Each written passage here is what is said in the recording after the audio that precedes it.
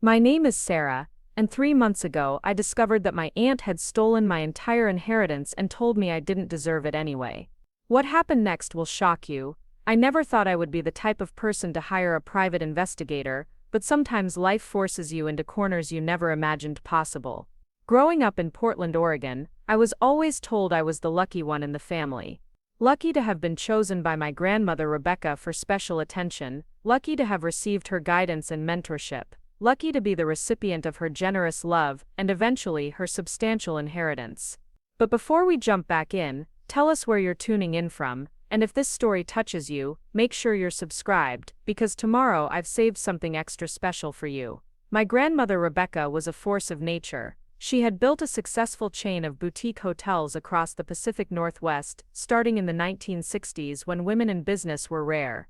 By the time I was born, she owned 7 properties and had invested wisely in real estate throughout Oregon and Washington.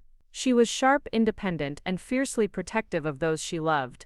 Most importantly, she saw something in me that others in my family either couldn't or wouldn't acknowledge. From the time I was 8 years old, Grandma Rebecca would take me on what she called our business adventures. We would drive to her various properties, and she would explain how hospitality worked, how to read people, how to make guests feel special. She taught me about profit margins, employee management, and the importance of maintaining high standards. While other kids my age were playing video games, I was learning about quarterly reports and market analysis. My parents, David and Linda, were both teachers who lived comfortable but modest lives. They appreciated Grandma Rebecca's attention to me, but never quite understood the depth of our connection. My father was Rebecca's youngest son, and while she loved him dearly, she often said he lacked the business instinct that seemed to come naturally to me. My mother supported this relationship, grateful that her daughter had such a strong female role model. The family dynamic became more complicated when we factored in my Aunt Margaret, my father's older sister. Margaret had always been the golden child in the family, beautiful and charming but lacking any real direction or ambition. She had married young to a man named Robert who worked in sales, and they had lived a lifestyle that consistently exceeded their income. Margaret had always assumed that as the eldest child, she would inherit the bulk of Grandma Rebecca's estate. Margaret's relationship with our grandmother was cordial but surface level. She would visit on holidays, bring expensive gifts she couldn't afford, and make grand gestures of affection. But she never showed genuine interest in Rebecca's business or her passions. When Grandma Rebecca tried to include Margaret in business discussions, Margaret would politely deflect, saying such things were too complicated for her to understand. My cousin Jessica, Margaret's daughter, was 2 years older than me and had inherited her mother's beauty but also her lack of focus. Jessica was the type of person who drifted through life expecting things to work out without putting in much effort. She was popular in school, dated frequently, and seemed to believe that her looks and charm would carry her through life. Grandma Rebecca was kind to Jessica but never developed the same mentorship relationship with her that she had with me. As I grew older, the time I spent with Grandma Rebecca became more intensive.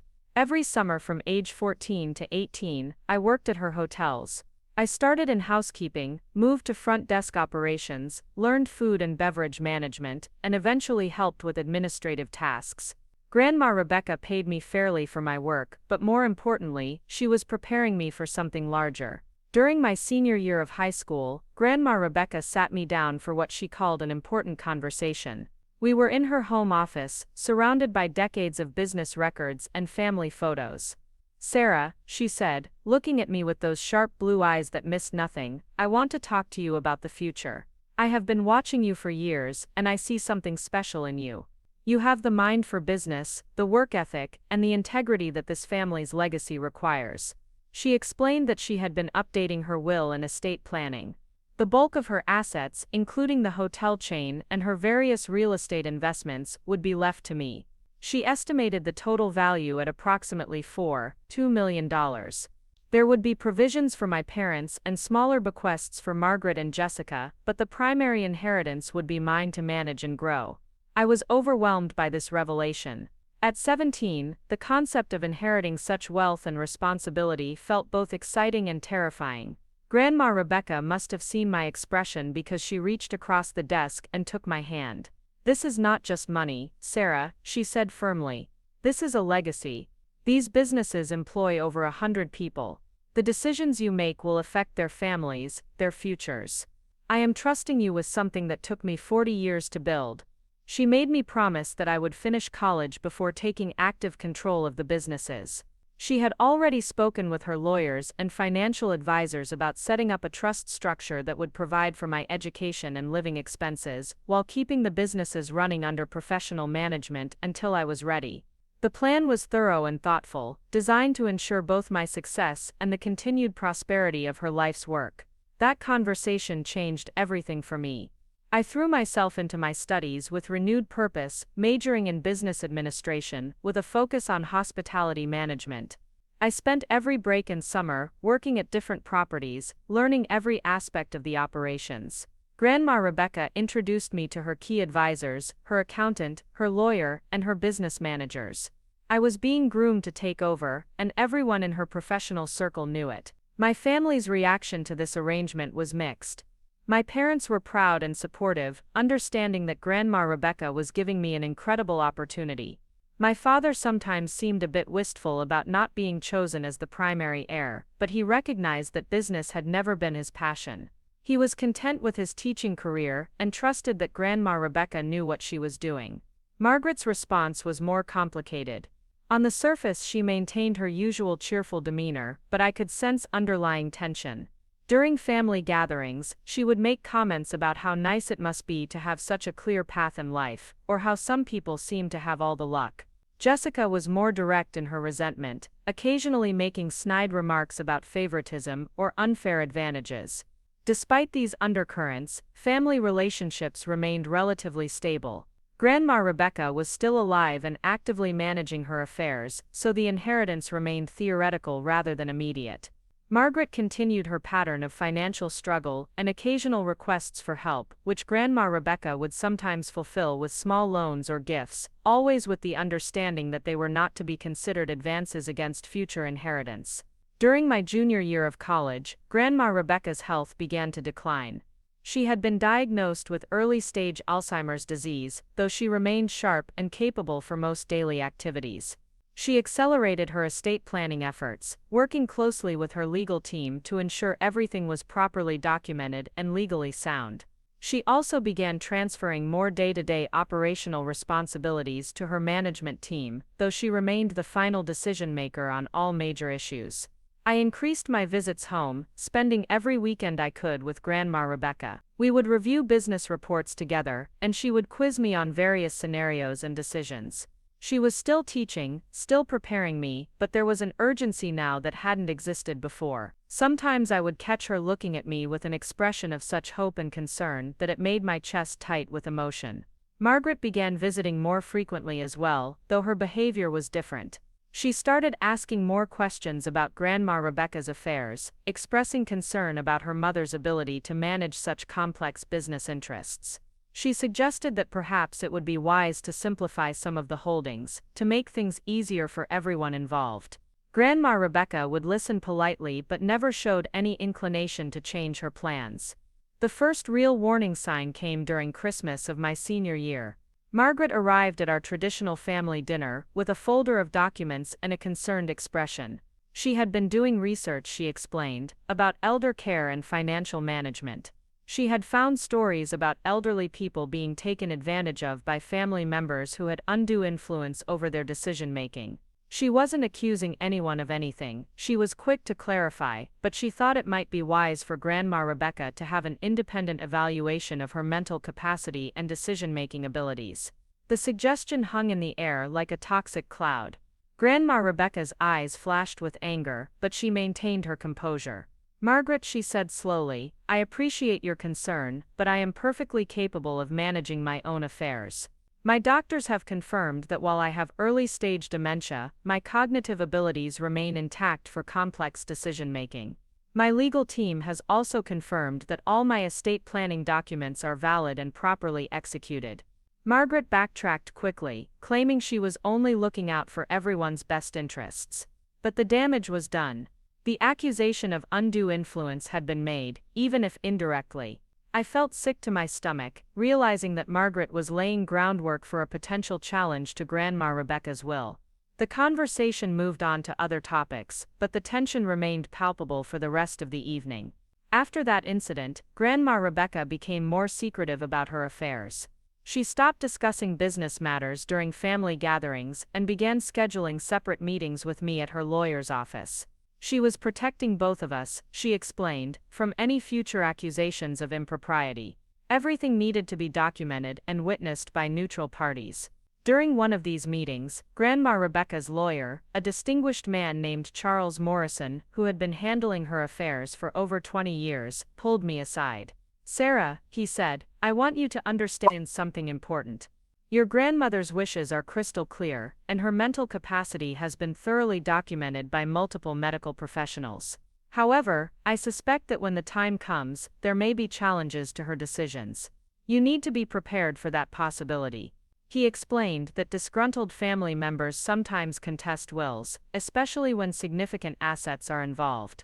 The key to defending against such challenges was thorough documentation and professional witnesses to the deceased's mental state and decision-making process. He assured me that Grandma Rebecca's estate planning was bulletproof from a legal standpoint, but warned that legal challenges could be expensive and emotionally draining even when ultimately unsuccessful. Grandma Rebecca passed away peacefully in her sleep on a Tuesday morning in March, just 2 months before my college graduation. I was devastated by the loss of the most important mentor and friend I had ever had. But even in my grief, I was aware that her death would trigger a complex process of estate settlement and family dynamics that I wasn't fully prepared to handle. The funeral was a large affair, attended by business associates, employees, and community members whose lives had been touched by Grandma Rebecca's generosity and leadership.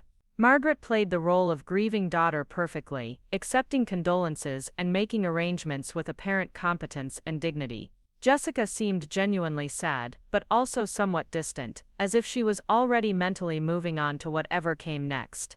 During the reception following the funeral, several of Grandma Rebecca's business associates approached me to express their condolences and their confidence in my ability to carry on her legacy. These conversations felt surreal, discussing business matters while surrounded by funeral flowers and mourning family members. But they also reinforced my understanding that many people were counting on me to step into the role that Grandma Rebecca had been preparing me for. The will reading was scheduled for the following week at Charles Morrison's law office. I was nervous but not worried about the contents, since Grandma Rebecca and I had discussed her intentions many times over the years. What I wasn't prepared for was the atmosphere in the lawyer's office when I arrived. Margaret was already there, accompanied by a man I didn't recognize who turned out to be her own attorney. Jessica sat beside her mother, looking uncomfortable but determined. Charles Morrison began by expressing his condolences and explaining the process. He had been honored to represent Rebecca for over 2 decades, he said, and had worked closely with her to ensure that her final wishes were clearly documented and legally sound. He opened the will and began to read the standard legal language, but I found myself distracted by Margaret's intense focus on every word. The specific bequests came first. My parents received a generous sum that would allow them to retire comfortably. Margaret was left $50,000 and a piece of property in coastal Oregon that had been in the family for generations. Jessica received $25,000 and some of Grandma Rebecca's jewelry. Various charities and longtime employees received specific amounts. Preparing and narrating this story took us a lot of time, so if you are enjoying it, subscribe to our channel, it means a lot to us. Now back to the story. Then came the main event. The bulk of the estate, including all business interests, real estate investments, and liquid assets, was left to me in a carefully structured trust that would provide immediate access to income while protecting the principal until I reached the age of 30. The total value was estimated at just over $4 million, exactly as Grandma Rebecca had described to me years earlier. The silence in the room was deafening. I felt a mixture of gratitude, responsibility, and overwhelming sadness that Grandma Rebecca wasn't there to guide me through this transition. I glanced at my parents, who looked proud but concerned about the magnitude of what I was inheriting. Then I looked at Margaret, and my blood turned to ice. Margaret's face had transformed from polite attention to pure rage. Her carefully maintained composure cracked completely, and I saw years of resentment and entitlement boiling over. She stood up abruptly, her chair scraping against the floor, with a harsh sound that made everyone jump. "This is ridiculous," she said, her voice shaking with anger. Mother was obviously not thinking clearly when she made these decisions. Sarah has manipulated an elderly woman with dementia into leaving her everything while the actual family gets scraps. Charles Morrison attempted to interject, but Margaret was just getting started. "I have been Rebecca's daughter for 52 years, she continued, her voice rising. "I have visited her, cared for her, been there for her, through every difficulty. And she leaves everything to a 22-year-old who has no idea how to manage such responsibility. This is clearly the result of undue influence, and I intend to challenge it." The attorney accompanying Margaret nodded grimly and began pulling documents from his briefcase. He explained that they were filing a formal contest to the will based on claims of diminished capacity and undue influence. They would be requesting a full investigation into the circumstances surrounding the estate planning and Grandma Rebecca's mental state during the years leading up to her death. I felt like I had been punched in the stomach. All the warnings and preparations couldn't have readied me for the reality of being accused of manipulating my beloved grandmother. Charles Morrison maintained his professional composure, but I could see the anger in his eyes. He had known Grandma Rebecca for decades and had personally witnessed her mental acuity throughout the estate planning process. Charles calmly explained that Rebecca's mental capacity had been thoroughly documented by multiple medical professionals, and that all estate planning had been conducted with appropriate witnesses and safeguards. He expressed confidence that any legal challenge would be unsuccessful, but acknowledged that the probate process would now become significantly more complicated and lengthy. Margaret wasn't finished. She turned to me directly, her face flushed with anger and something that looked like years of suppressed jealousy. "You have always been the golden child, Sarah," she said, her voice dripping with venom. "Always so perfect, always so special. Well, let me tell you something, you clearly never learned. You don't deserve any of this. You manipulated a sick old woman, and I am going to make sure everyone knows it." Those words hit me like a physical blow.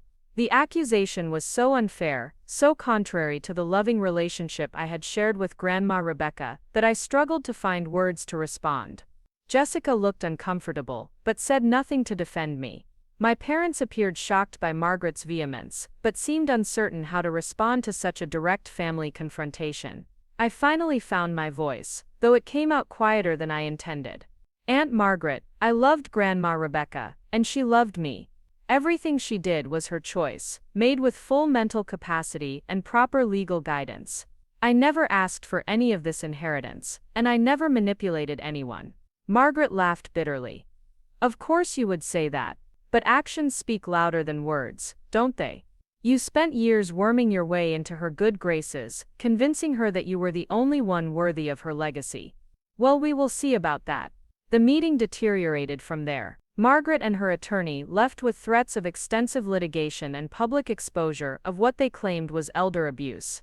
I sat in stunned silence, trying to process the fact that my inheritance had instantly become a battlefield rather than the opportunity to honor Grandma Rebecca's legacy that I had expected.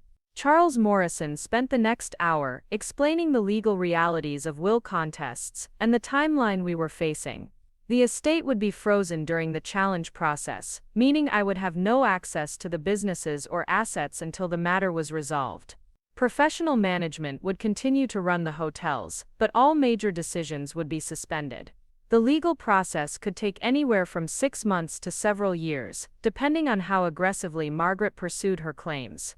The financial cost of defending the will would be enormous, potentially hundreds of thousands of dollars in legal fees. Charles assured me that the estate would ultimately pay these costs, but the emotional toll would be entirely mine to bear. I would be subjected to depositions, psychological evaluations, and extensive scrutiny of my relationship with Grandma Rebecca. Every conversation, every business lesson, every moment of our time together would be examined for evidence of manipulation or undue influence. Walking out of that law office, I felt completely alone despite my parents' support. The inheritance that was supposed to be a blessing had instantly become a curse. Margaret had made it clear that she intended to destroy my reputation and my relationship with Grandma Rebecca's memory in pursuit of what she believed was rightfully hers. That night, I sat in my small apartment near campus, surrounded by boxes of belongings I was preparing to move out after graduation. Everything I had planned for my future was now uncertain. I called my parents, who were still processing the shock of Margaret's accusations. They were supportive but clearly overwhelmed by the situation. My father kept saying he couldn't believe his sister would make such claims, while my mother worried about the stress this would put on our entire family. Over the following days, Margaret's campaign against me intensified. She reached out to extended family members, friends and business associates, spreading her version of events and soliciting support for her legal challenge. She painted herself as a devoted daughter protecting her mother's true wishes from a manipulative young woman who had taken advantage of an elderly person's vulnerability. Some people who barely knew me accepted Margaret's narrative without question. Others who had witnessed my relationship with Grandma Rebecca over the years were skeptical of Margaret's claims. But the damage to my reputation was immediate and significant. I found myself defending my character and my relationship with my grandmother to people who should have known better. The legal discovery process began almost immediately. Margaret's attorney requested years of financial records, medical documentation, and communication between Grandma Rebecca and me. They wanted to examine every gift, every business lesson, every moment that could potentially be construed as evidence of manipulation. The invasiveness of the process was overwhelming, turning my most precious memories into evidence in a legal battle. Meanwhile, I was supposed to be finishing my senior year of college and preparing for graduation. The stress of the legal challenge made concentration nearly impossible. I found myself unable to focus on coursework that suddenly seemed irrelevant compared to the battle for my grandmother's legacy. My grades suffered, and my professors noticed my distraction, though I tried to keep the details of my situation private. Margaret's public relations campaign was equally damaging. She gave interviews to local media about elder abuse and the importance of protecting vulnerable seniors from family members who might take advantage of them. She never mentioned me by name in these interviews, but anyone familiar with our family's situation knew exactly what she was implying. The coverage was devastating to watch, seeing my aunt position herself as a crusader for justice while painting me as a predator. The most painful part was watching how this affected my parents. They were caught between loyalty to me and their complicated relationship with Margaret. My father was particularly torn, struggling with the reality that his sister was making such serious accusations against his daughter. The stress was taking a visible toll on both of them, adding guilt to my already overwhelming emotional burden. 2 months into the legal battle, something happened that changed everything. I was reviewing financial documents for the 100th time when I noticed something odd in the pattern of transactions. There were several large transfers from Grandma Rebecca's accounts in the months before her death that didn't match any of the business or personal expenses I was familiar with. The amounts were significant, totaling nearly $200,000 over a 6-month period. When I brought these transactions to Charles Morrison's attention, his expression grew grave. He had not been aware of these transfers, and they had not been disclosed during the initial estate inventory. This was a serious red flag that required immediate investigation. He recommended hiring a forensic accountant to examine all of Grandma Rebecca's financial records with fresh eyes. The forensic accountant, a sharp woman named Patricia Chen, discovered a pattern of unauthorized access to Grandma Rebecca's accounts that had been going on for over 2 years. Someone with power of attorney privileges had been systematically transferring money to accounts that appeared to be controlled by Margaret. The transfers were structured to avoid detection, with amounts just below the thresholds that would trigger automatic reporting or oversight. The revelation was stunning. While Margaret was accusing me of manipulating Grandma Rebecca, she had actually been stealing from her. The evidence was clear and well documented, showing a pattern of financial abuse that had accelerated as Grandma Rebecca's health declined. Patricia estimated that the total amount stolen was close to $400,000. Charles Morrison was furious when presented with this evidence. The fact that Margaret was challenging the will while simultaneously having stolen from the estate was beyond hypocritical. It was criminal. He immediately filed motions to dismiss the will contest and began preparing criminal referrals to the district attorney's office. When confronted with the evidence, Margaret's attorney attempted to claim that the transfers were authorized gifts that Grandma Rebecca had requested. However, the forensic analysis showed that many of the transfers occurred at times when medical records indicated Grandma Rebecca was experiencing periods of confusion or was hospitalized. The pattern and timing of the thefts made it clear that Margaret had been taking advantage of her mother's declining mental state. The tables had turned completely. Margaret's will contest collapsed when faced with evidence of her own theft, and she suddenly found herself facing potential criminal charges for elder abuse and theft. Her attorney withdrew from the case, and she was forced to hire criminal defense counsel. But even with this vindication, the damage to my family relationships was severe. The months of accusations and legal warfare had created wounds that would be difficult to heal. Margaret's desperate attempts to steal what she believed was rightfully hers had destroyed any possibility of maintaining family unity. As I sat in my apartment that night, reviewing the evidence that would finally clear my name and secure Grandma Rebecca's inheritance, I realized that winning this battle was only the beginning. Margaret had shown me exactly how far she was willing to go to get what she wanted, and I needed to be prepared for whatever came next. That's when I made the decision that would change everything. I picked up my phone and called a number that Charles Morrison had quietly provided weeks earlier, when he first suspected that Margaret's challenge was more than just grief and disappointment. The private investigator's name was Elena Rodriguez, and she came highly recommended by Charles Morrison for cases involving family disputes and financial fraud. When I called her that evening, she agreed to meet me the next morning at a small coffee shop downtown, away from any place where Margaret or her associates might spot us together. Elena was not what I had expected. She was perhaps 45, impeccably dressed in a navy business suit, with short silver hair and intelligent brown eyes that seemed to catalog every detail of her surroundings. She carried herself with the confidence of someone who had seen every type of human deception and was no longer surprised by anything people would do for money. Over coffee, I explained the situation as thoroughly as I could.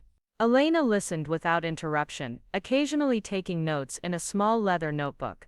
Her questions were precise and focused, drilling down on specific details about Margaret's behavior, her financial situation, and her access to Grandma Rebecca's affairs over the years. What struck me most about Elena was her complete lack of judgment about the family dynamics.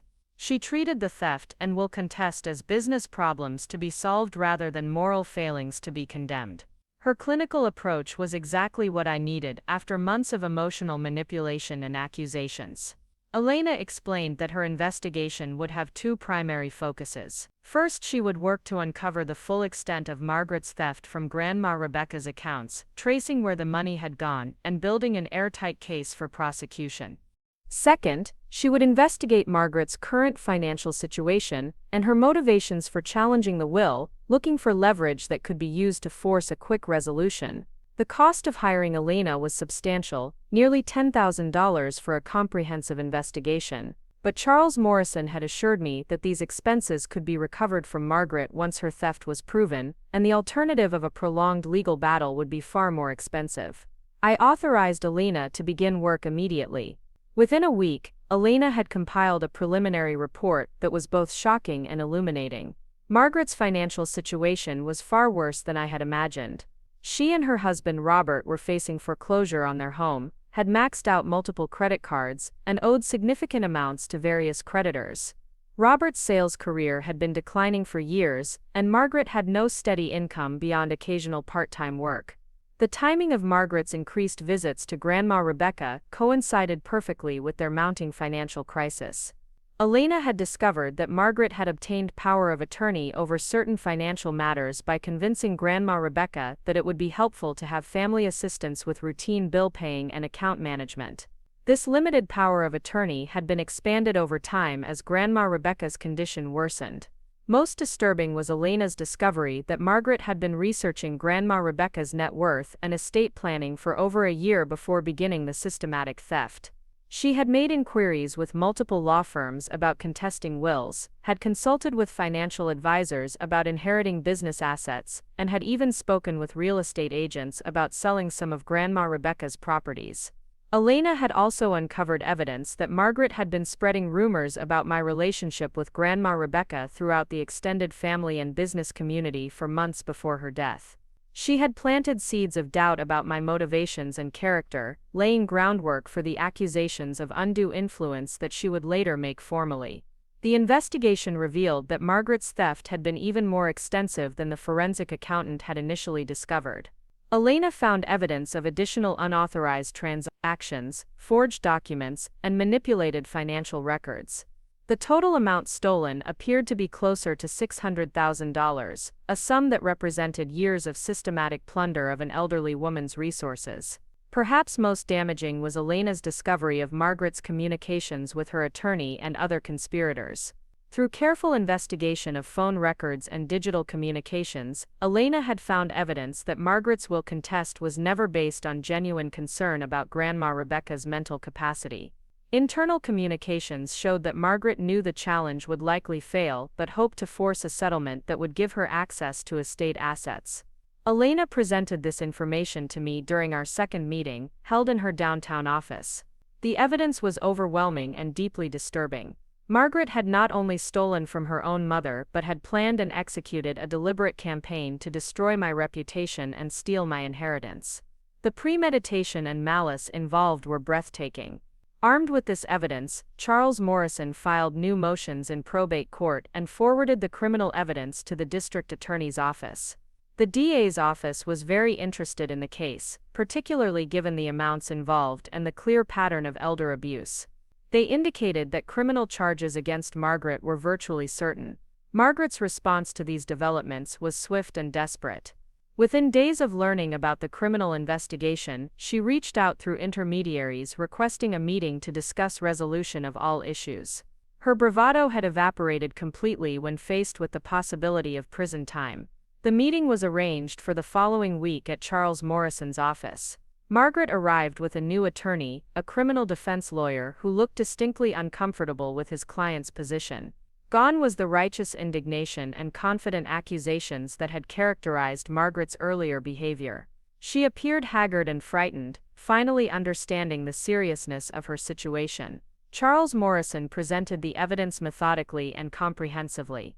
Financial records, forged documents, digital communications, witness statements, and expert analysis painted a picture of deliberate and extensive criminal activity. Margaret's attorney reviewed the materials with increasingly grave expressions, occasionally whispering urgent advice to his client. When the presentation concluded, Margaret's attorney requested a private consultation with his client. They returned after 20 minutes with a settlement proposal. Margaret would admit to unauthorized access to Grandma Rebecca's accounts and agree to full restitution of stolen funds. In exchange, she would withdraw her will contest and request that criminal charges be reduced to civil penalties. Charles Morrison and I stepped outside to discuss the proposal. From a legal standpoint, accepting restitution and avoiding criminal prosecution would expedite resolution of the estate and allow me to access my inheritance more quickly. However, Charles warned that accepting this settlement might set a precedent that stealing from family members was acceptable as long as you were willing to give the money back when caught. I thought about Grandma Rebecca and what she would have wanted. She had always believed in accountability and consequences for poor choices. She had also been a practical woman who understood that sometimes compromise was necessary to achieve larger goals. Most importantly, she would have wanted her legacy to be protected and her wishes honored rather than consumed by endless litigation. After careful consideration, I proposed a counter-settlement. Margaret would return all stolen funds with interest, publicly acknowledge her theft and false accusations against me, withdraw her will contest completely, and agree to a restraining order preventing her from having any involvement in Grandma Rebecca's business affairs or my inheritance. In exchange, I would agree to recommend minimal criminal charges that would likely result in probation rather than prison time. Margaret's attorney requested another consultation, and this time they were gone for nearly an hour. When they returned, Margaret looked broken but resigned. She agreed to the settlement terms with one modification. The public acknowledgement would be limited to legal filings and statements to immediate family members, rather than media announcements. The settlement was formalized over the following week. Margaret signed extensive documentation admitting to her theft, acknowledging that her accusations against me were false, and agreeing to all terms of the resolution. The stolen funds were transferred back to the estate through the sale of assets that Margaret and Robert had purchased with the money, including a luxury car and expensive jewelry. Charles Morrison filed all necessary paperwork to dismiss Margaret's will contest and finalize the estate settlement. The probate process, which had been frozen for months during the legal challenge, resumed normal processing. Within 6 weeks, I would have full access to my inheritance and legal control over Grandma Rebecca's business empire. But the emotional resolution was far more complicated than the legal resolution. The discovery of Margaret's extensive theft and deception had shattered my understanding of family relationships and trust. The systematic nature of her actions made it clear that she had been planning this for years, viewing Grandma Rebecca as a resource to be exploited rather than a mother to be loved and protected. My parents were devastated by the revelations about Margaret's behavior. My father, in particular, struggled with the reality that his sister had not only stolen from their mother but had been willing to destroy his daughter's reputation to cover her tracks. The family dynamics that had existed for decades were permanently altered by the knowledge of what Margaret was capable of doing. Jessica's role in the situation remained unclear. Elena's investigation had found no evidence that Jessica was directly involved in the theft or the will contest strategy. However, she had clearly been aware of her mother's financial desperation and had chosen to support Margaret's accusations against me rather than questioning their validity. The trust between Jessica and me was damaged, perhaps irreparably. Elena completed her final report a month after the settlement was finalized. Her investigation had uncovered not only the full extent of Margaret's crimes but also a disturbing pattern of manipulation and exploitation that had been building for years. Elena recommended that I maintain ongoing security measures and remain vigilant for any future attempts by Margaret to access estate assets or interfere with business operations. The comprehensive nature of Elena's work had provided me with something invaluable beyond just legal victory. I had a complete understanding of what had happened, why it had happened, and how to prevent similar situations in the future. The knowledge was painful but empowering, giving me the tools to protect myself and Grandma Rebecca's legacy from future threats. With the legal battles resolved, I was finally able to begin the work that Grandma Rebecca had been preparing me for. The hotel properties had continued operating under professional management during the estate dispute, but there were numerous decisions that had been postponed, pending resolution of the inheritance issues. I threw myself into learning the business at an operational level, working directly with managers and employees who had been waiting months for clear leadership. The transition was challenging but invigorating. Many of the staff had known me since I was a teenager working summer jobs, and they welcomed my leadership with enthusiasm and support. They had also been aware of the legal challenges and Margaret's accusations, and my vindication had strengthened their confidence in my ability to carry on Grandma Rebecca's vision. Elena had recommended that I implement new security measures to protect against future threats. These included enhanced financial oversight systems, improved access controls for sensitive information, and protocols for handling family members who might seek inappropriate access to business assets. The experience with Margaret had taught me that family relationships could be weaponized by people desperate enough to abandon moral boundaries. Margaret herself seemed to disappear from our lives after the settlement. She and Robert moved to a smaller home in a different city, apparently attempting to start over away from the scene of their crimes and the family relationships they had destroyed. There were no attempts at reconciliation or apology beyond the legally required acknowledgments. The relationship was simply over, severed as completely as if Margaret had never existed. The emotional healing took much longer than the legal resolution. For months after the settlement, I struggled with feelings of betrayal, anger, and profound sadness about the loss of family relationships. The trust that I had always placed in family loyalty had been shattered by someone who was supposed to love and protect me unconditionally. Elena had warned me that this type of family betrayal often left lasting psychological impacts that required professional support to process fully. She recommended a therapist who specialized in family trauma and financial abuse, someone who could help me work through the complex emotions involved in being victimized by a family member. The therapy sessions were difficult but helpful. Dr. Amanda Foster helped me understand that Margaret's actions were driven by her own desperation and character flaws, rather than any failing on my part. The accusations of manipulation and undue influence had been projection, Margaret attributing to me the very behaviors she was engaging in herself. Most importantly, Dr. Foster helped me separate my love for Grandma Rebecca and pride in our relationship from the trauma of Margaret's betrayal. The mentorship and legacy that Grandma Rebecca had provided were real and valuable, regardless of how others chose to distort or attack them. My inheritance was earned through years of dedication and learning, not through manipulation or exploitation. As the first anniversary of Grandma Rebecca's death approached, I found myself reflecting on how much had changed since that terrible day in Charles Morrison's office when Margaret had launched her assault on my character and inheritance. The legal battles were over, the stolen money had been recovered, and I was successfully managing the business empire that Grandma Rebecca had entrusted to me. But perhaps most importantly, I had learned valuable lessons about protecting myself and the legacy I had inherited.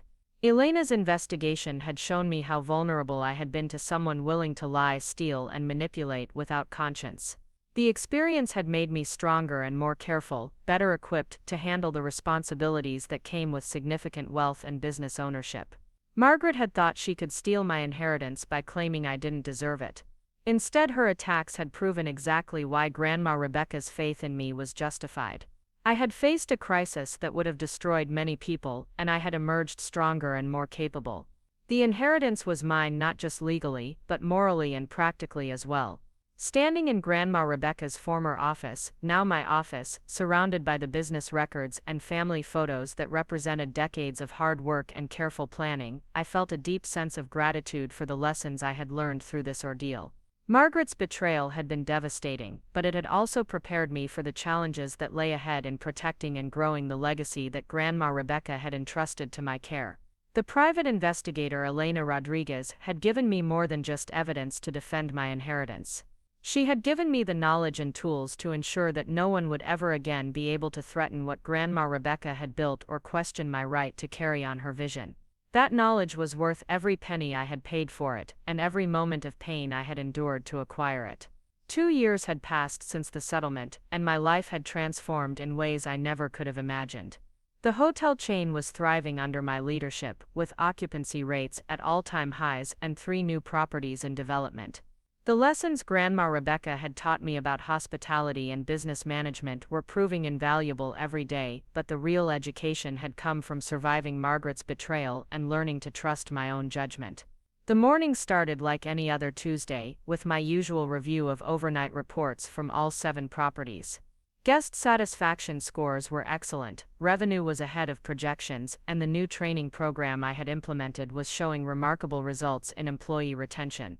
I was deep in analyzing expansion opportunities when my assistant knocked on my office door with an expression I had learned to recognize as trouble. "There's someone here to see you who doesn't have an appointment," she said carefully. "She says she's your cousin Jessica and that it's urgent family business." I felt my stomach drop. Jessica had not contacted me once since the settlement with Margaret, and her sudden appearance could only mean complications I wasn't prepared to handle. Jessica looked different when she entered my office. Gone was the carefree confidence that had always characterized her demeanor. She appeared tired and anxious, wearing clothes that suggested financial strain rather than her usual expensive taste. She sat down across from my desk without being invited, a breach of etiquette that immediately put me on guard. "Sarah, I need your help," she began without preamble. "Mom is in serious trouble, and I think you're the only person who can fix this." The irony of Jessica asking for my help after supporting her mother's attempts to destroy me was not lost on either of us. I remained silent, waiting for her to explain the nature of this latest crisis. Jessica explained that Margaret had been struggling severely since the settlement. The criminal conviction, even though it resulted in only probation, had made finding employment nearly impossible. Robert had lost his sales job shortly after their move, and they were facing eviction from their rental home. Margaret had been hospitalized twice for stress-related health issues, and Jessica was afraid her mother might be heading toward a complete breakdown. The desperation in Jessica's voice was genuine, but I found myself unmoved by the sob story. Margaret had created her own problems through theft and deception, and the consequences she was facing were the natural result of her choices. I had no obligation to rescue someone who had tried to destroy me and steal my inheritance. Jessica must have sensed my skepticism because she shifted tactics. "I know what she did was wrong," she said, her voice breaking slightly. "I know she hurt you badly, and I know I should have stood up for you instead of supporting her lies. But she's still my mother, and I can't just watch her fall apart completely." I studied Jessica's face, looking for signs of manipulation or hidden agendas. The desperation appeared real, but I had learned to be extremely cautious about trusting family members who showed up asking for help. Elena Rodriguez had taught me that people in desperate situations were capable of elaborate deceptions, especially when significant money was involved. "What exactly are you asking me to do, Jessica?" I asked bluntly. "I'm not going to give Margaret money, if that's what this is about. She made her choices, and she has to live with the consequences. The settlement we reached was more generous than she deserved, and I have no intention of providing additional support." Jessica shook her head quickly. "I'm not asking for money, at least not directly. I'm asking you to give her a job. Something simple, maybe housekeeping or front desk work at one of your hotels. She needs income and purpose, something to rebuild her self-respect. She knows she can't ask you herself after everything that happened." The audacity of the request was breathtaking. Margaret had stolen $600,000 from my grandmother, accused me of elder abuse, tried to steal my inheritance, and now wanted me to provide her with employment.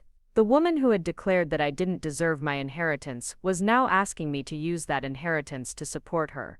I leaned back in my chair, considering my response carefully.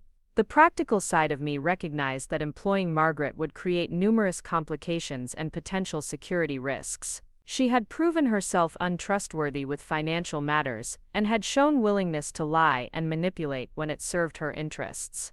Having her as an employee would be asking for trouble, but there was another consideration that gave me pause. Grandma Rebecca had always believed in redemption and second chances, within reason. She had also taught me that sometimes the most powerful response to cruelty was unexpected kindness. Hiring Margaret would demonstrate my strength and security in a way that simply ignoring her could not. Jessica watched my internal debate with growing hope. She must have sensed that I was actually considering the request rather than dismissing it outright. "Please, Sarah," she said softly. "I know it's a lot to ask after everything she put you through. But maybe this could be a chance for healing, for our family to find some way forward." The mention of family healing struck a nerve. The past 2 years had been professionally successful but personally isolating. The loss of extended family relationships had created a void that business success couldn't fill. Perhaps there was value in exploring whether genuine reconciliation was possible, though it would require significant safeguards and careful boundaries. I made my decision with characteristic deliberation. "I'll consider offering Margaret a position, but there will be conditions that are non-negotiable. She will start at entry level with minimum wage and earn any advancement through demonstrated performance. She will have no access to financial systems or sensitive information. She will report to a supervisor who is aware of our history and authorized to terminate her immediately for any policy violations." Jessica's relief was visible, but I wasn't finished outlining my requirements. "Most importantly, Margaret will need to make a genuine apology for her actions, not just the legal admissions required by the settlement. She needs to acknowledge specifically how her lies and theft affected me personally, and she needs to demonstrate real remorse rather than just regret at being caught." Jessica nodded eagerly, agreeing to all conditions without hesitation. I suspected she would have agreed to almost anything to secure this opportunity for her mother. But I also sensed that Jessica herself was genuinely remorseful about her role in supporting Margaret's lies, and perhaps this was her way of trying to make amends. I arranged for Margaret to come in for an interview the following week. I wanted time to prepare both myself and my staff for this unusual situation. My hotel managers needed to understand the history and the specific concerns about employing someone with Margaret's background. Security protocols would need to be reviewed and enhanced to prevent any potential problems. Elena Rodriguez was not pleased when I informed her about my decision to consider employing Margaret. She warned that desperate people often viewed kindness as weakness and might interpret my willingness to help as an opportunity for renewed manipulation or theft.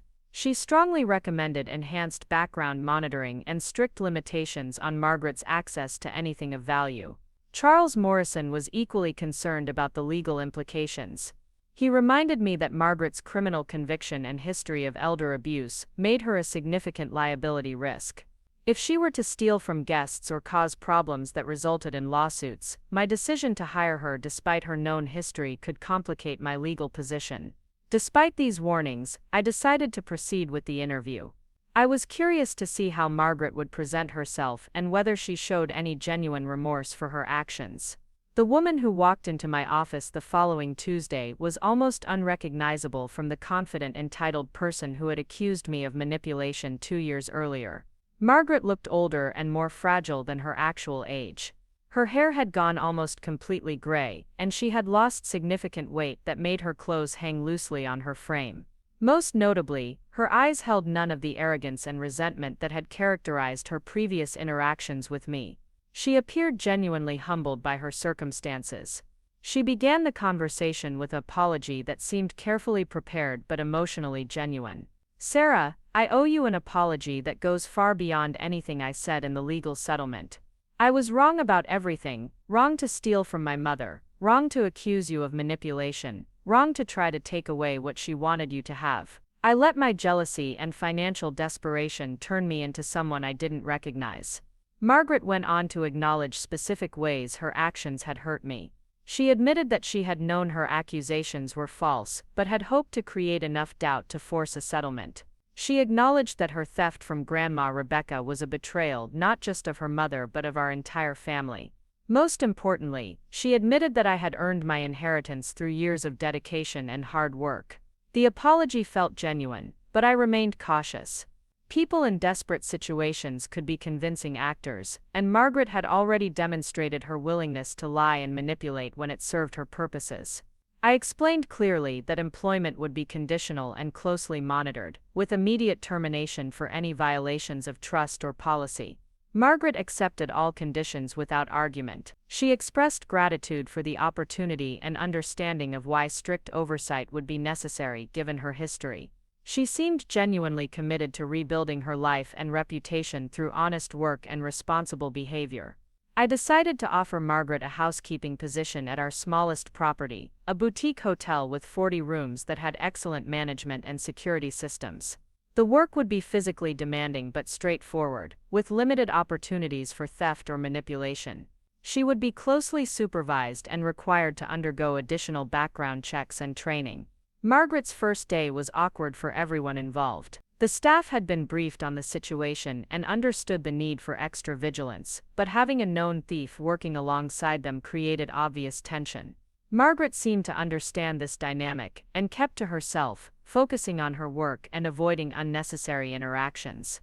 Over the following weeks, Margaret proved to be a reliable if unremarkable employee. She arrived on time, completed her assigned tasks efficiently, and caused no problems with guests or staff. Her supervisor reported that she worked hard and followed all procedures carefully, perhaps understanding that her employment hung by a thread that any misstep could sever. The real test came 2 months into Margaret's employment when she found a wallet containing several $100s in cash that a guest had left in their room. Rather than pocketing the money, which would have been easy given her financial desperation, Margaret immediately turned the wallet over to her supervisor with all contents intact. The incident was a small but significant demonstration that she was genuinely trying to change her behavior. Jessica kept me updated on Margaret's personal progress as well. Margaret was attending therapy to address the emotional and psychological issues that had contributed to her theft and deception. She was also working with a financial counselor to develop better money management skills and realistic budgeting practices. The changes appeared to be genuine rather than performative. 6 months after Margaret started working for me, she requested a brief meeting to discuss her situation. I agreed, curious about what she wanted to say after this period of probationary employment. Margaret entered my office with the same humility she had shown during her job interview, but there was something different in her demeanor, a quiet dignity that had been absent during her years of financial desperation. She thanked me for the opportunity to rebuild her life and reputation through honest work. She acknowledged that many people in my position would never have considered employing someone with her history, and she expressed genuine gratitude for my willingness to give her a second chance. Most importantly, she wanted to address directly the damage she had done to our family relationships. Margaret admitted that her jealousy of my success and close relationship with Grandma Rebecca had poisoned her judgment for years before the actual theft began. She had convinced herself that the inheritance distribution was unfair rather than acknowledging that I had earned Grandma Rebecca's trust and mentorship through dedication and hard work. Her theft and false accusations had been desperate attempts to claim what she felt entitled to rather than what she had actually earned.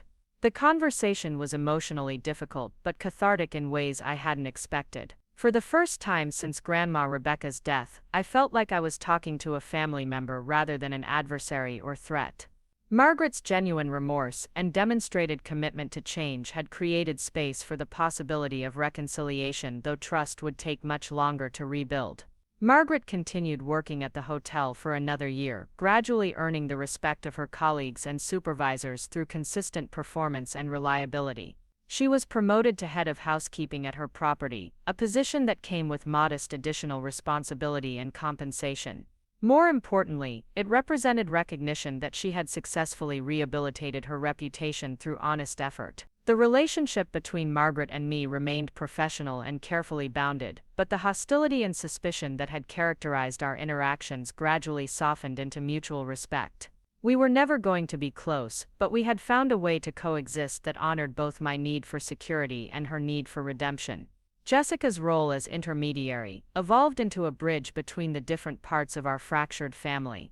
She had learned valuable lessons about loyalty and integrity from watching her mother's downfall and redemption. Her own relationship with me strengthened as she demonstrated consistent support and honesty rather than the opportunistic allegiances that had characterized her past behavior. My parents were amazed by the transformation in Margaret and grateful that some measure of family healing had been achieved.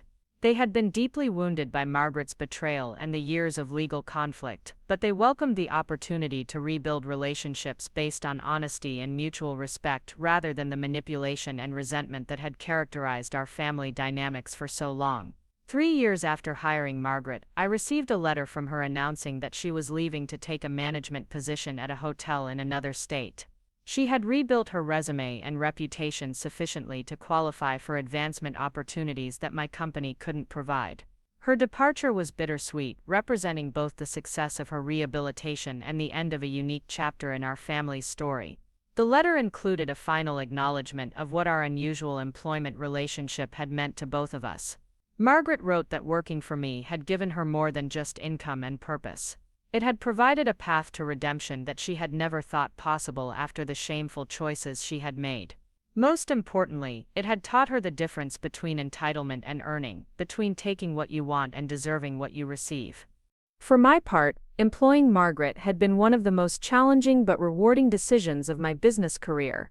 It had demonstrated that forgiveness and second chances were possible, even after serious betrayal, but only when accompanied by genuine remorse and sustained effort to change. The experience had made me a stronger leader and a more confident guardian of Grandma Rebecca's legacy. Standing in my office on Margaret's last day, watching her clean out her locker and say goodbye to colleagues who had become genuine friends, I reflected on the journey we had all taken since that terrible day when she accused me of not deserving my inheritance. The irony was perfect. Margaret had found her way to deserving a second chance by learning the same lessons about hard work and integrity that had earned me Grandma Rebecca's trust in the first place. The private investigator I had hired to expose Margaret's crimes had given me justice and vindication. But offering Margaret honest work had given me something even more valuable, the knowledge that healing was possible even after the deepest betrayals, and that sometimes the greatest victory comes not from defeating your enemies but from helping them become better people. Our family would never be the same as it was before Margaret's theft and lies, but it had become something different and perhaps stronger, built on truth and earned respect rather than obligation and resentment. Grandma Rebecca would have been proud of how we had all grown through this crisis, and especially proud that her legacy had become a force for redemption rather than just retribution. 5 years had passed since Margaret walked out of my hotel for the last time, and I was preparing for the most significant expansion in our company's history. The business had grown beyond anything Grandma Rebecca could have imagined, with 12 properties across 3 states and plans for international development. But success had brought unexpected challenges that would test everything I had learned about family, trust, and protecting what you've built. The call came on a rainy Thursday morning while I was reviewing architectural plans for our new flagship property in Seattle. My assistant's voice carried an urgency that made me look up from the blueprints spread across my conference table. "There's a woman here claiming to be your half-sister. She says her name is Amanda Wells and that she has important information about your grandmother's estate." My blood turned cold. Half-sister was impossible. My father had never mentioned any other children, and Grandma Rebecca had been meticulous about family history and genealogy. This had to be some kind of scam or mistake, but the timing felt ominous. Large inheritances attracted fraudsters, and long-lost relatives like honey attracted flies. Amanda Wells looked nothing like my family when she entered my office. She was perhaps 30 years old, with auburn hair and green eyes that bore no resemblance to anyone I knew. She carried herself with nervous confidence, clutching a worn leather briefcase that she placed carefully on the floor beside her chair. "I know this is shocking," Amanda began, her voice steady despite her obvious anxiety. "I didn't know I had any siblings until my mother died last month, and I found documents in her belongings. Documents that prove your grandmother Rebecca had another son, a son she gave up for adoption in 1962. My father." The claim was absurd on its face. Grandma Rebecca had been married to my grandfather from 1958 until his death in 1995. There had never been any mention of children before marriage or adoptions or family secrets, but Amanda's earnestness was compelling, and the specific dates she mentioned suggested more than casual research. Amanda opened her briefcase and withdrew a manila folder filled with documents, birth certificates, adoption records, correspondence, and photographs that she spread across my desk with the careful precision of someone who had studied these materials extensively. The birth certificate showed a baby born to Rebecca Ann Patterson in Portland, Oregon in 1962, father unknown, child placed for adoption through Catholic Charities. Rebecca Ann Patterson had been Grandma Rebecca's maiden name. The birth certificate looked authentic, complete with official seals and signatures that would be difficult to forge convincingly. But the implications were staggering. If this was real, it meant Grandma Rebecca had kept a massive secret from our entire family for over 60 years. Amanda explained that her father, Michael Wells, had been raised by adoptive parents who told him about his origins when he turned 18. He had attempted to contact his birth mother in the early 1980s, but was told through intermediaries that she preferred no contact. Michael had respected this decision and built his own life, eventually marrying and having Amanda before dying in a car accident when she was 15. After Michael's death, Amanda's mother had kept his adoption papers and what little information he had gathered about his birth family. Amanda had never thought much about these distant relatives until her mother's recent death forced her to go through decades of stored documents. That's when she discovered not only her father's birth records but newspaper clippings about Rebecca Wells and her successful hotel business. The most compelling evidence was a series of letters from the adoption agency detailing Rebecca's requests for updates about her son's welfare. The letters spanned several years and showed a young woman desperate to know that the child she had given up was healthy and happy, even though she couldn't be part of his life. The handwriting matched samples of Grandma Rebecca's signature that I recognized from business documents. But the most shocking revelation was yet to come. Amanda pulled out a final document from her folder, a legal instrument that made my hands shake as I read it. It was a codicil to a will, dated just 6 months before Grandma Rebecca's death, leaving a substantial sum to Michael Wells, my biological son, should he choose to claim this inheritance with appropriate proof of parentage. The codicil had never been filed with Grandma Rebecca's other estate documents.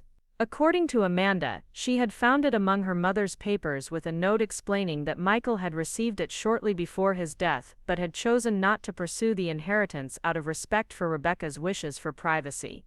Amanda's mother had kept the document, unsure what to do with it after Michael died. I studied the codicil with growing disbelief. If authentic, it represented a substantial oversight in the estate settlement that could have significant legal and financial implications.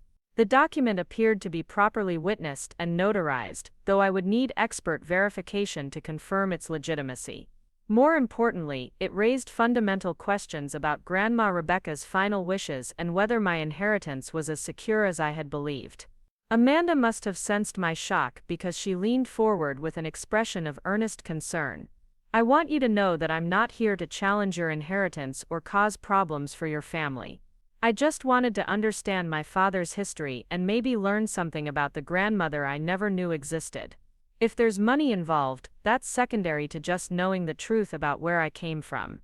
Her apparent sincerity was either genuine or an incredibly sophisticated act. I had learned to be suspicious of family members bearing unexpected legal documents, but Amanda's story had details and documentation that would be extremely difficult to fabricate.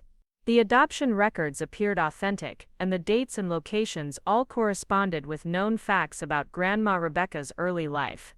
I asked Amanda to leave the documents with me for professional review and promised to contact her within a week with my response. She agreed readily, providing contact information and expressing hope that we might be able to develop some kind of relationship regardless of the inheritance issues. Her willingness to submit the documents to scrutiny suggested either remarkable confidence in their authenticity or remarkable skill at deception. That evening, I called Elena Rodriguez to request an immediate investigation into Amanda's claims. Elena was intrigued by the complexity of the situation and agreed to begin work immediately. She would verify Amanda's identity, investigate her background, examine the documents for authenticity, and research Grandma Rebecca's activities in 1962 to determine whether the adoption story was plausible. I also contacted Charles Morrison to review the legal implications of the codicil. His initial assessment was sobering. If the document was authentic and legally valid, it could represent a significant claim against the estate that should have been addressed during probate. The fact that it had been withheld during the original settlement proceedings complicated matters considerably. Elena's preliminary report arrived within 48 hours and was both disturbing and fascinating. Amanda's identity was exactly as she had represented. Her father Michael Wells had indeed been adopted through Catholic Charities in 1962, and the adoption records matched the documents Amanda had provided. More intriguingly, Elena had discovered that Grandma Rebecca had made regular anonymous donations to Catholic Charities for decades, possibly as a way of supporting the organization that had handled her son's adoption. The investigation into Grandma Rebecca's activities in 1962 revealed a period of her life that none of us had known about. She had spent 6 months in Portland that year, supposedly helping an aunt recover from surgery. During that time, she had lived in a boarding house for unmarried women that specialized in providing discreet accommodations for pregnant women from respectable families. The timeline perfectly matched Amanda's story about her father's birth and adoption. Charles Morrison's analysis of the codicil was more complex. The document appeared to be authentic based on handwriting analysis and paper dating tests.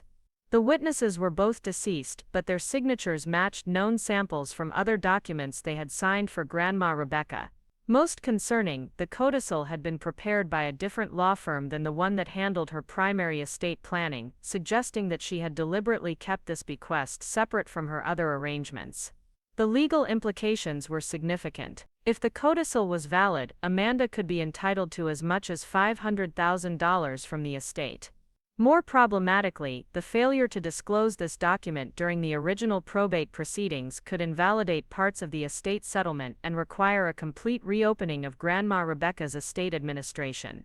I was faced with a decision that would test everything I had learned about integrity, family, and doing the right thing even when it was costly. I could challenge the authenticity of the documents and force Amanda to prove her claims in court, a process that would be expensive and time-consuming for both of us. Alternatively, I could accept the evidence at face value and work toward a settlement that honored what appeared to be Grandma Rebecca's final wishes. After a week of investigation and legal consultation, I called Amanda to arrange another meeting. The evidence supporting her claims was overwhelming, and my own moral compass pointed toward acknowledging what appeared to be a legitimate inheritance that Grandma Rebecca had intended but that circumstances had prevented from being claimed. Amanda returned to my office with obvious nervousness, probably expecting either rejection or a lengthy legal battle. Instead, I presented her with a settlement proposal that acknowledged her father's status as Grandma Rebecca's biological son and offered compensation based on the codicil she had discovered. The amount was substantial but fair, representing what her father would have inherited if he had lived to claim his bequest. Amanda's reaction was a mixture of shock and gratitude. She had prepared herself for skepticism and legal challenges, not immediate acceptance and fair treatment. Her emotional response convinced me that her motivations were genuine rather than purely financial. She seemed as interested in being recognized as part of the family as she was in any monetary inheritance. The settlement process took several months to complete, requiring extensive legal documentation and coordination with estate administrators. But throughout this period, Amanda and I developed a cautious but genuine relationship. She shared stories about her father and his adoptive family, providing glimpses into the life that Grandma Rebecca's secret son had built for himself. Most remarkably, Amanda brought photographs and documents that filled in gaps in our family history that none of us had known existed. Pictures of Michael Wells showed a man who strongly resembled my father, confirming the biological relationship beyond any doubt. Letters between Michael and his adoptive parents revealed a kind and thoughtful person who had honored his birth mother's privacy even when it cost him a significant inheritance. The financial settlement was finalized just before the anniversary of Grandma Rebecca's death. Amanda used her inheritance wisely, paying off student loans, purchasing a modest home, and establishing an education fund for her own young daughter. She also made a substantial donation to Catholic charities in memory of both Grandma Rebecca and her father Michael, honoring the organization that had brought them together and kept them apart. The experience with Amanda taught me that sometimes the most important legacies aren't the ones that are documented in wills and legal agreements. Grandma Rebecca's decision to keep Michael's existence secret had been made for reasons we would never fully understand, but her provision for him in her final codicil showed that love and responsibility transcended legal formalities and family secrets. Amanda became a regular part of our extended family gatherings, bringing her daughter to meet the relatives she had never known existed. The little girl, who shared Grandma Rebecca's sharp blue eyes and determined chin, represented hope for healing and connection across generations of family secrets and separations. Looking back on everything that had happened since that first terrible birthday dinner when my inheritance was challenged, I realized that protecting what Grandma Rebecca had built required more than just legal victories and financial success. It required understanding that family relationships were complex and sometimes imperfect, but that love and fairness could triumph over betrayal and selfishness when people were willing to do the right thing. Margaret had tried to steal my inheritance by claiming I didn't deserve it, but she had ultimately learned what it meant to earn respect and redemption through honest work. Amanda had discovered an inheritance she didn't even know existed and had approached it with integrity and respect for family relationships rather than entitlement and greed. Both experiences had taught me that worthiness isn't determined by blood relationships or legal documents but by character and choices. The private investigator I had hired to protect my inheritance had given me the tools to defend what was rightfully mine. But the real victory had come from learning how to be generous without being foolish, how to forgive without forgetting, and how to honor Grandma Rebecca's legacy by making decisions she would have been proud of. Today, as I stand in the executive offices of what has become a hospitality empire spanning multiple countries, I keep a framed photograph of Grandma Rebecca on my desk alongside pictures of Amanda's daughter and the employees whose lives have been improved by the opportunities we've created. The inheritance she left me was more than money and property. It was a legacy of integrity, hard work, and the wisdom to know the difference between what you're entitled to and what you deserve. Up next, you've got 2 more standout stories right on your screen. If this one hit the mark, you won't want to pass these up. Just click and check them out.